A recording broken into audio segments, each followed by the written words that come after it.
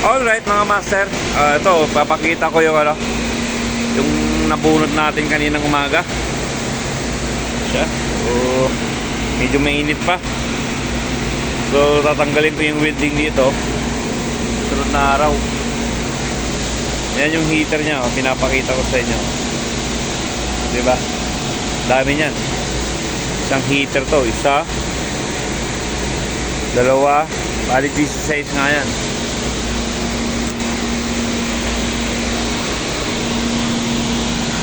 Loob. Yan yung loob nya. So ito, yung liner na yan, bakal na yan, saka ito 0-0 lang yan pagka malamig. Pag yan ngayon, malamig yan, parehas sila malamig yun, hindi mo mailalagay yan dito sa butas ng container. Merong tricks dyan, merong tricks na ginagawa o talagang logic. So mga ano lang nakakagawa niyan, mga legend knows.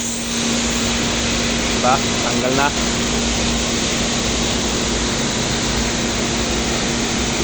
So abangan nyo yung yung bago nating ilalagay dito sa butas ng liner dito.